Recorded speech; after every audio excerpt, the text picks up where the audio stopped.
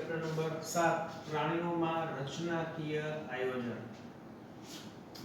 હવે આ ચેપ્ટર જે છે એની અંદર મુખ્યત્વે આપણે પેશી અથવા ખાસ કરીને પ્રાણી પેશી વિશેનો અભ્યાસ કરવાનો છે કે પ્રાણીઓની અંદર વિવિધ કેટલા પ્રકારની પેશીઓ જોવા મળે છે, એના કાર્ય શું છે, કયા પ્રકારના કોષ જોવા મળે વગેરે વગેરે. બીજું આ ચેપ્ટરની અંદર અળસિયું, વંદો અને દેડકો એનો જે દેહ છે એની રચના પણ આપણે જોવાની છે. વંદો, અળસિયું અને દેડકો એની અંદર જોવા મળતા મુખ્ય તંત્રો, પાચન તંત્ર, શ્વસન તંત્ર, પ્રજનન તંત્ર, ચેતા તંત્ર વગેરે પણ આપણે ઉપર છેલ્લું આ ચેપ્ટરની અંદર જોવાનું છે. પણ મેઇન વસ્તુ હોય તો પેશી. ચાલો તો ચેપ્ટર સ્ટાર્ટ કરતા પહેલા આપણે જોઈએ કે જે એક કોષીય સજીવ છે, એક કોષીય સજીવ, ઉદાહરણ તરીકે બેક્ટેરિયાની જો ચર્ચા કરીએ, ખાલી બેક્ટેરિયા જ નથી, પ્રોટિસ્ટા સમુદાયના પણ હજી તમને ખ્યાલ નથી પ્રોટિસ્ટા શું છે. તો એક કોષીય સજીવ બેક્ટેરિયા, અચ્છા બીજું નામ તમને ખ્યાલ હોય અમીબા. તો આ બધાયની અંદર કોષ પોતે જ એક સજીવ તરીકે વર્તે, સજીવ તરીકે વર્તે છે. ચાલો આ તો 8મા ધોરણથી ખ્યાલ છે, આગળ વધીએ. એટલે કે સજીવ તરીકે જે પણ મહત્વની દેહ ધાર્મિક ક્રિયા, સજીવ તરીકે જે પણ મહત્વની દેહ ધાર્મિક ક્રિયા હોય, ક્રિયા થાય તે આ એક જ કોષમાં થતી જોવા મળે.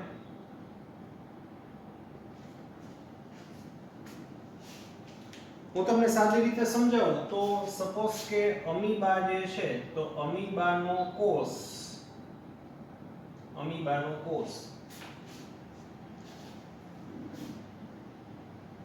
પાચન પણ પોતે જ કરે,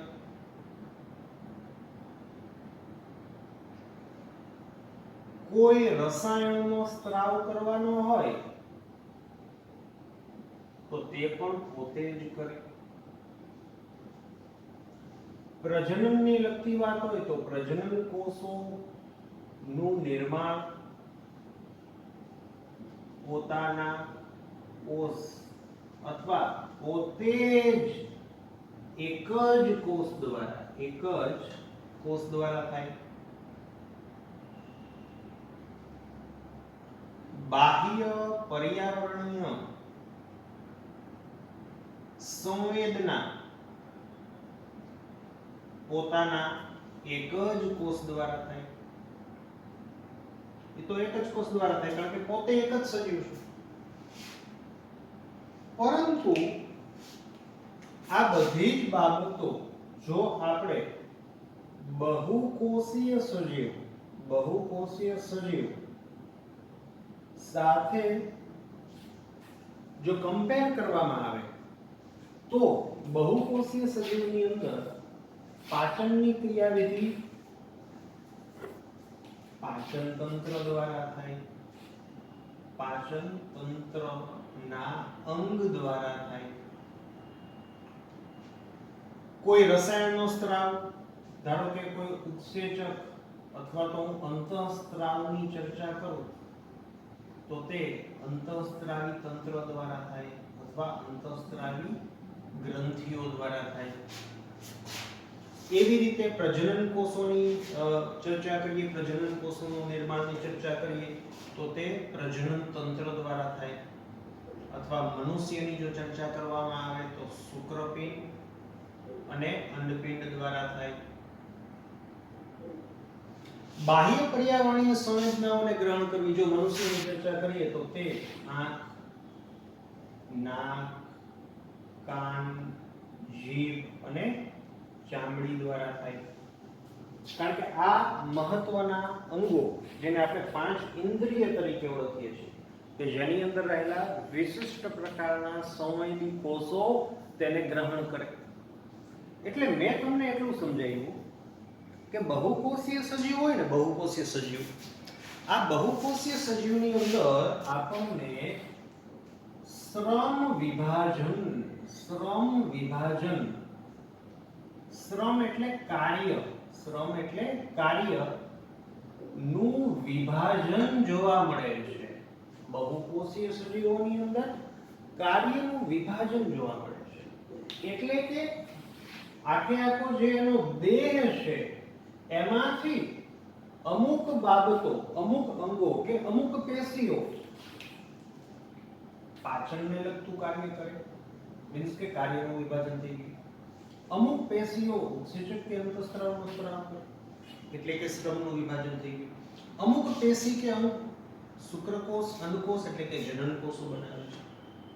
અમુક પેશીઓ કે અંગો બાહ્ય સંવેદનાઓને ગ્રહણ કરે છે. તો બહુકોષીય સજીવોની અંદર અથવા તો એકકોષીય સજીવ જે છે એમાંથી ઉદ્વિકાસ થતા બહુકોષીય સજીવો અસ્તિત્વમાં આવ્યા. તો બહુકોષીય સજીવોની અંદર શ્રમ વિભાજન જોવા મળ્યું, એટલે કે કાર્યનું વિભાજન થયું. ચાલો આપણે બધી આપણે કે શ્રમ વિભાજન થયું, આવું થયું તો તે શાને આભારી છે? કેમ આવું થયું?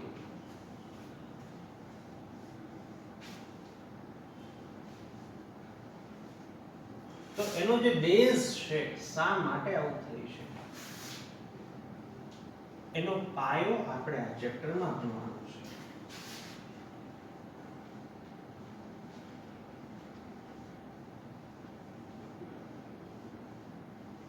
ચાલો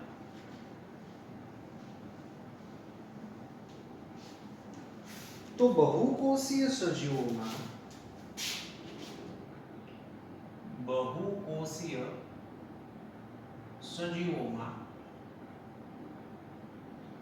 જે શ્રમ વિભાજન જોવા મળે છે તેનું કારણ છે અલગ અલગ કાર્ય કરતા કોષોના સમૂહ આવેલા છે. બહુકોષીય સજીવોની અંદર એનું કારણ છે કે અલગ અલગ કાર્ય કરતા કોષોના સમૂહો આવેલા છે. જેમ કે આ એક કોષનો સમૂહ હું દોરું છું, આ અલગ પ્રકારના કોષોનો સમૂહ દોરું છું,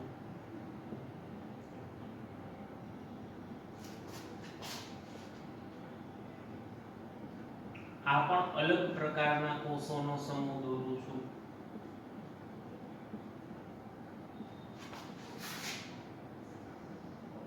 આ પણ કંઈક અલગ પ્રકારના કોષોનો સમૂહ દોરું છું કે જે કંઈક અલગ અલગ કાર્ય સાથે સંકળાયેલા છે. આનું કાર્ય કંઈક અલગ છે, આનું કાર્ય અલગ છે, આનું કાર્ય અલગ છે.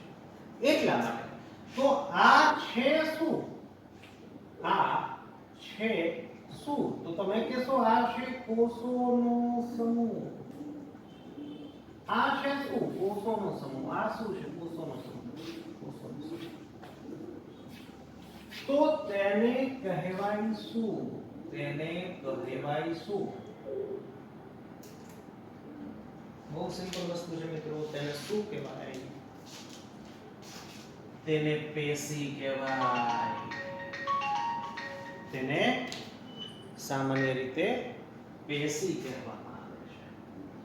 એટલે બહુકોષીય સજીવોની અંદર પેશીઓ જોવા મળે છે વિવિધ પ્રકારની. આ પેશીઓ વિવિધ પ્રકારના કાર્ય કરે છે. તેથી સામાન્ય રીતે બહુકોષીય સજીવોની અંદર શ્રમ વિભાજન જોવા મળે છે. ચાલો બીજી વાત કરીએ,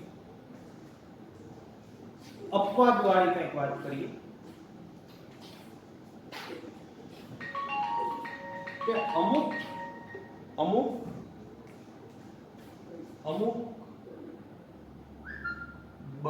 બહુકોષીય સજીવો. તમે ચેપ્ટર નંબર 4 નો અભ્યાસ કરશો ત્યારે ઘણા બધા એવા સમુદાયો તમારે ભણવાના છે કે જેની અંદર જેમ કે હું તમને કહું સછિદ્ર સમુદાય, કોષ્ઠાંત્રી સમુદાય, પૃથુભૂમિ સમુદાય, નુપુરક સમુદાય. તો અમુક બહુકોષીય સજીવ કે જેમાં અથવા કે જેનો દેહ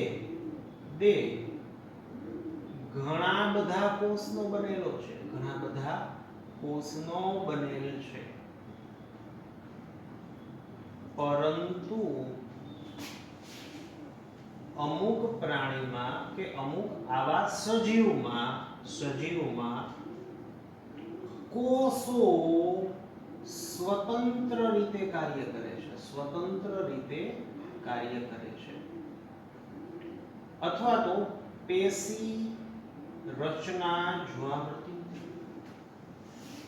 એટલે આનો મીનિંગ શું થાય કે સપોઝ કે આ એક સજીવ છે, એક પ્રાણી છે. અચ્છા, તમને ઝાડવું દેખાતું હશે એટલે ઓબ્જેક્ટ બદલાવે. પ્રાણી છે, વનસ્પતિ નથી. ચાલો, આ એક પ્રાણી છે, નીચલી કક્ષાનું પ્રાણી. તો આવું પણ જોવા મળે છે કે ઘણા ખરા બહુકોષીય સજીવની અંદર જો આ ઘણા બધા કોષો જોવા મળ્યા આપણને, ઘણા બધા કોષો જોવા મળે છે, પરંતુ આ કોષો સ્વતંત્ર રીતે પોતાનું કાર્ય કરે છે. એટલે કે એવા પણ કિસ્સાઓ છે, એવા પણ અપવાદ છે કે બહુકોષીય સજીવ કે જેનો દેહ ઘણા બધા કોષોનો બનેલો છે, પરંતુ એની અંદર શ્રમ વિભાજન નથી જોવા મળતું. એટલે કે સપોઝ કે આ કોષ છે તો આ કોષ પોતાનું પોષણ પણ જાતે જ મેળવશે, આ કોષ પોતાનું પાચન પણ જાતે જ કરશે, આ કોષને કઈ વસ્તુ બનાવવી હોય કે સ્ત્રાવ કરવાનો હોય, મીન્સ કે દરેક કોષ સ્વતંત્ર રીતે કાર્ય કરે છે. મનુષ્યની અંદર એવું નથી. આજે આપણા શરીરની અંદર અમુક કોષો કે અંગ અન્ય અંગ ઉપર ડિપેન્ડ કરે. સપોઝ કે હું એમ કહું કે આપણા સ્નાયુ કોષો છે તો એ પોષણ માટે એને 100% પાચન તંત્રના જે અંગો છે અથવા તો જે કોષો છે, જે પેશી છે, એના દ્વારા જો ખોરાકનું પાચન થાય, જે ઘટકો છે એ શોષાય, તો જ આ શોષાયેલા ઘટકો આપણા સ્નાયુને મળશે. એટલે કે સ્નાયુ છે અને હકીકતે ખોરાક માટે પાચન તંત્રના કોષો પર આધાર રાખવો જ પડે. એવી જ રીતે બાહ્ય પ્રતિકાર શું છે અથવા તો બાહ્ય પર્યાવરણીય પરિબળો જે છે એમાં ચેન્જીસ થાય. તાપમાન વધે તો આપણે વહી જવું પડે છાયામાં, કે આપણને દેખાય કે પૂર આવે છે તો જીવ બચાવવા માટે ભાગો, તો ચેતાતંત્રની જરૂર પડે. આપણા શરીરના દરેક કોષોને પોષણ મેળવવા માટે રુધિર થ્રુ પોષણ મળે, પણ એ રુધિરના વહન માટે હૃદયની જરૂર પડે છે. એટલે કે દરેક અંગને કે પેશીઓને કે કોષોને શ્રમ વિભાજન જોવા મળતું હોવાથી અન્ય કોષો પર ડિપેન્ડ કરવું પડે, ડિપેન્ડન્સી દેખાય. તો એવા પણ સજીવો છે કે જે બહુકોષીય છે, પરંતુ તેવા સજીવોની અંદર દરેક કોષો પર્સનલી, જાણે કે એક કોષીય સજીવ કેમ પર્સનલી પોતાનું જે મેનેજમેન્ટ કરતું હોય, એવી રીતે પર્સનલી પણ જેને કહેવાય કે કોષ જે છે સ્વતંત્ર રીતે પોતાનું મેનેજમેન્ટ કરે, એવું પણ જોવા મળે છે. તમે ચેપ્ટર નંબર 4 ભણશો તો ત્યારે તમને શરૂઆતની અંદર અમુક નીચલી કક્ષાના પ્રાણીઓ કે જેનો દેહ બહુકોષીય છે, પરંતુ તેઓના કોષો સ્વતંત્ર રીતે જેને કહેવાય કે પોતાનું કાર્ય કરતા હોય છે, એવું પણ તમે જોઈ શકો છો. ચાલો, તો ચેપ્ટરની અંદર આપણે આગળ વધીએ.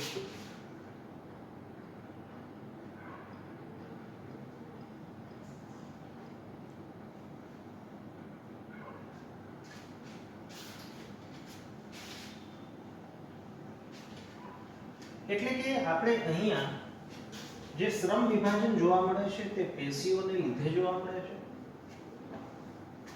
અને આ પેશી શું છે, એનું સ્ટ્રક્ચર કેવું હોય, એની રચના શું છે, એના વિશે ચર્ચા કરવાની છે. પ્રાણીઓમાં કેટલા પ્રકારની પેશીઓ જોવા મળે છે એની ચર્ચા કરવાની છે. વનસ્પતિઓની અંદર કેવા પ્રકારની પેશીઓ જોવા મળે છે એની ચર્ચા ચેપ્ટર નંબર 6 માં આવશે. આપણું ચેપ્ટર નંબર 7 કે જે પ્રાણીઓની અંદર કેવી પેશી જોવા મળે છે એની ચર્ચા કરે છે. ચાલો તો પહેલા તો પેશી કહીશું કોને? પેશી કહેવાય કોને? તો એની સાદી વ્યાખ્યા છે. શું?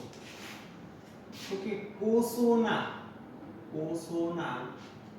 સમૂહને પેશી કહેવાય.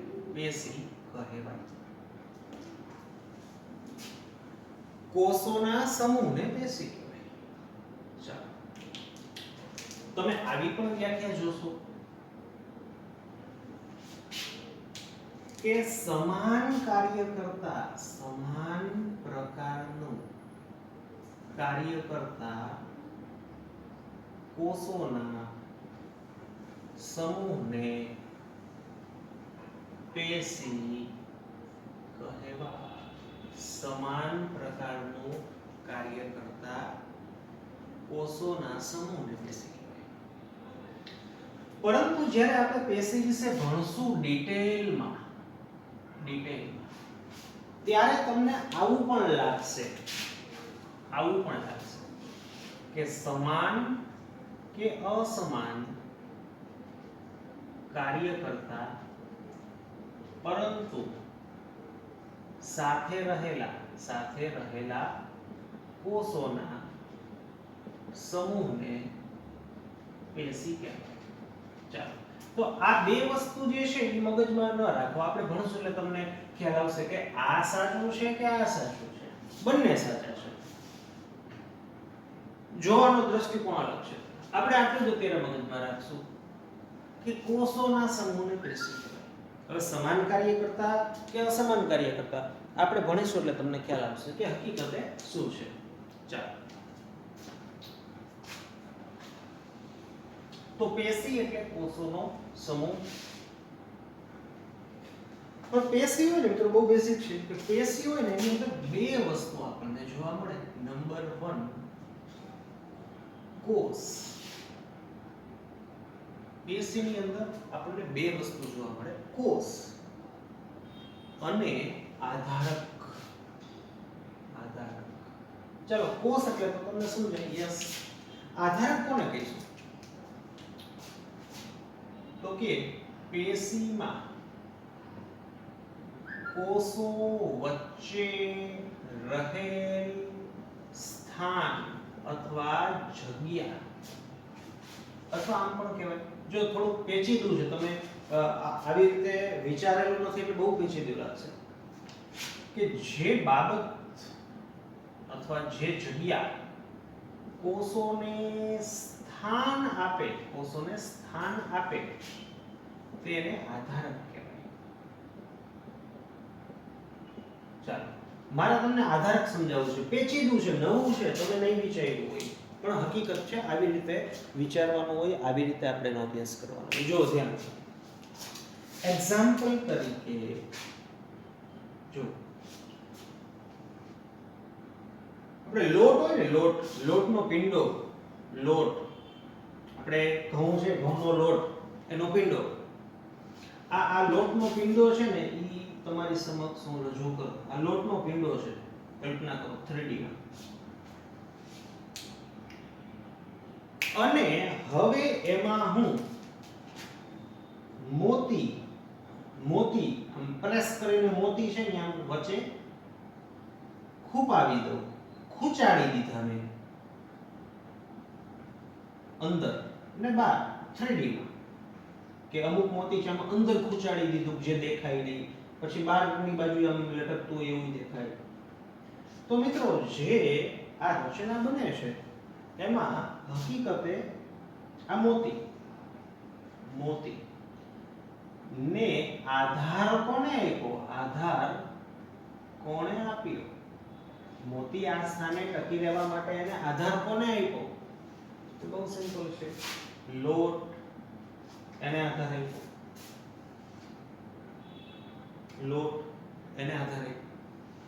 તો મિત્રો જે લોટ છે ને એને આધારક કહેવાય. શું કહેવાય? આધાર આપનાર. જ્યારે આ મોતી છે ને એને કોષ કહેવાય. એટલે જે પેશી હોય ને, પેશી કોષોનો સમૂહ એ એમને એમ ન જકડાઈ રહે, કોષોનો સમૂહ એમને એમ ન જકડાઈ રહે, એ કોઈ માસિયાળમાંથી બે ભેગા રહે.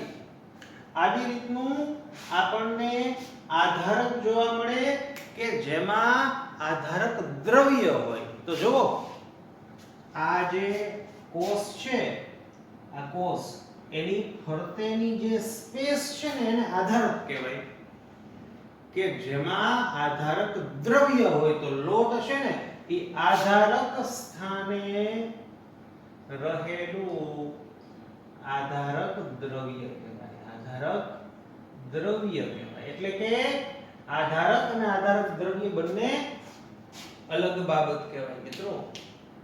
ઓમ જોશો તો એક લાગે, આમ તમે જોવો તો અલગ લાગે કે આધારક એટલે એ સ્પેસ છે, જગ્યા છે કે જ્યાં શું હોય આધારક દ્રવ્ય. એટલે ભૌતિક રીતે જોવો તો બે અલગ કહેવાય અને બંને એક પણ કહેવાય. આ જે સ્પેસ છે ને એ આધારક છે કે જેમાં આધારક દ્રવ્ય તરીકે હવા છે. ચાલો બહુ આપણે એમાં નથી પડવું, પણ મેં તમને એટલું સમજાવ્યું કે પેશીઓની અંદર કોષો હકીકતે તેની ફરતે રહેલા દ્રવ્ય દ્વારા જકડાયેલા હોય, જેને આધારક દ્રવ્ય કહેવાય. આધારક દ્રવ્ય જ્યાં હોય તેને આધારક કહેવાય. એટલે આધારક એટલે સ્પેસ કે જેમાં કંઈક દ્રવ્ય હોય એને આધારક દ્રવ્ય કહેવાય, કે જેમાં કોષો જકડાયેલા હોય. એટલે તમારે 3D મોડેલ વિચારવું પડે પેશી કે આવી રચનાઓ. ચાલો તો પેશીની અંદર બે વસ્તુ, કોષ અને આધારક.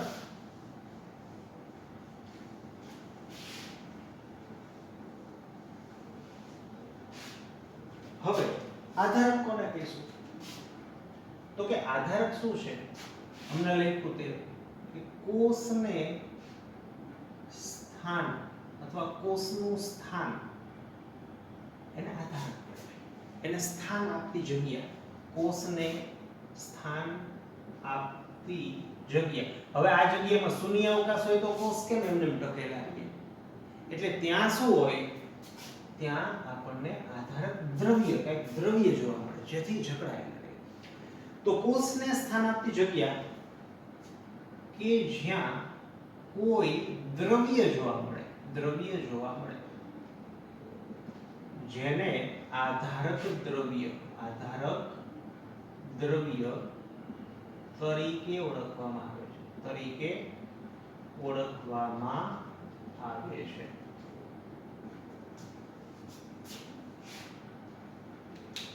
હવે અચ્છા તમને પ્રશ્ન થાય કે સરસ કોષ છે અને ફરતે કંઈક દ્રવ્ય હોય જેથી લોકો જકડાયેલા રહે. તો આધારક દ્રવ્ય તરીકે મોટે ભાગે શું હોય? મોટે ભાગે લખ્યું છે એટલે જે પણ હું તમને લખવાનું છું એ જ હોય એવું નહીં, મોટે ભાગે આવે એમ કે આધારક દ્રવ્ય તરીકે મોટે ભાગે શું હોય? લોખંડ હોય, સ્ટીલ હોય, એલ્યુમિનિયમ હોય, રબર હોય, પ્લાસ્ટિક હોય? નો. આધારક દ્રવ્ય તરીકે મોટે ભાગે મહદઅંશે પ્રોટીન જોવા મળે, પ્રોટીન જોવા મળે. એટલે મેં એવું નથી કીધું કે આધારક તરીકે અથવા આધારક દ્રવ્ય તરીકે પ્રોટીન જ હોય. પ્રોટીન તો હોય પણ એની સાથે અન્ય ઘટકો પણ હોય, અન્ય બાબતો પણ હોય. બાબત કરતા અન્ય ઘટકો શું હોય આપણે ચર્ચા કરીએ. ચાલો પ્રોટીન આવે ક્યાંથી? સ્પેસમાંથી આવે, જમીનમાંથી આવે? નો. પ્રોટીન ક્યાંથી આવે? આ પ્રોટીન પેશીના, આ પ્રોટીન પેશીના કોષ દ્વારા જ બને. મોટે ભાગે એટલે કે આમાં અપવાદય છે એટલે હું મોટે ભાગે બોલું છું કે મોટે ભાગે કોષનું આધારક એટલે કે આધારક દ્રવ્ય જે છે તે પેશીના કોષો દ્વારા બને. આપણે ભણશું અપવાદય છે કે અમુક પેશીઓ એવી છે કે જેનો આધારક પોતાના કોષો દ્વારા નથી બનતો. તે પેશી જે છે આપણે ભણી ગયા છે પણ તમને ખ્યાલ નથી, આપણે ભણશું એટલે એટલે મિત્રો કે આ સપોઝ કે પેશીનો ટુકડો છે, આ પેશીનો ટુકડો છે કે જેમાં વચ્ચે આપણને કોષો જોવા મળે. તો આવી ઘણી બધી ઘણી બધી પેશીઓ જોડાઈને અંગ બને. સપોઝ કે અંગ છે. હવે ઘણા બધા અંગો n નંબર ઓફ અંગ બનીને અંગતંત્ર બને. n નંબર ઓફ અંગતંત્ર બનીને આખું શરીર કે દેહ બને. તો તમે મને કહો જોઈએ કે દેહ છે તે ફક્ત કોષનો જ બનેલો છે, કોષનો જ બનેલ છે? જવાબ છે ના. તો કે દેહ છે તે કોષ પ્લસ એની ફરતે જે આધારક છે એનો બનેલો છે. આધારક તરીકે શું જોવા મળે છે? મુખ્યત્વે પ્રોટીન. કોણ બનાવે? કોષ. એટલે પ્રોટીન શું છે? કોષની નિપજ. અચ્છા, આવું આપણે ચેપ્ટર નંબર 8 માં આવે કે સજીવ છે તે કોષ અને તેની નિપજનો બનેલો છે. તો આ નિપજ કઈ? આ સજીવ કોષ અને તેની નિપજનો બનેલો છે. એટલે નિપજ તરીકે આધારક દ્રવ્યની અંદર જે આપણને રચના, જે ઘટકો જોવા મળે છે, રસાયણો જોવા મળે છે, તે મોટા ભાગની પેશીઓમાં પોતાના જ કોષો દ્વારા નિર્માણ પામે છે. જ્યારે અમુક અપવાદ છે કે અપવાદ રૂપે અમુક પેશીઓની અંદર આધારક દ્રવ્ય જે છે તે પોતાની પેશીઓના બદલે અન્ય પેશીઓ દ્વારા નિર્માણ પામે છે. ચાલો, જે હોય. તો મેં તમને બે વસ્તુ સમજાવી. એક વસ્તુ સમજાવી કે પેશી છે એમાં કોષ હોય, બીજું એક જગ્યા કે જેને આધારક કહેવાય કે જેમાં કંઈક ભર્યું હોય તો કોષો ચોંટે.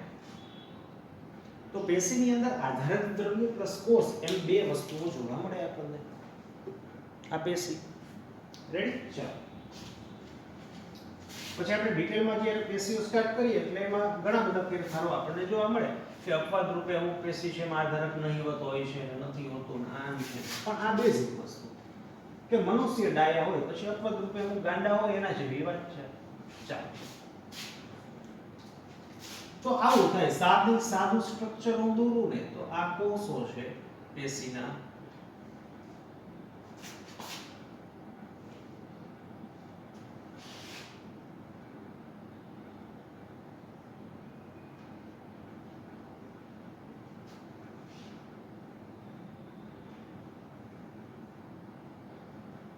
પેશીના કોષ.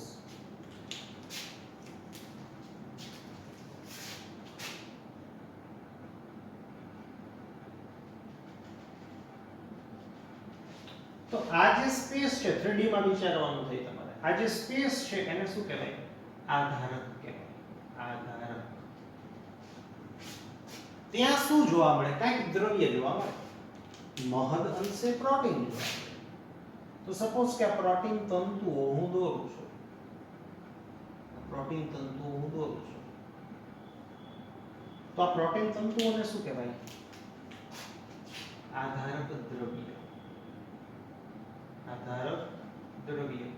ચાલો, આધારક દ્રવ્ય તરીકે શું જોવા મળે? તો કે protein. Yes. Not only protein.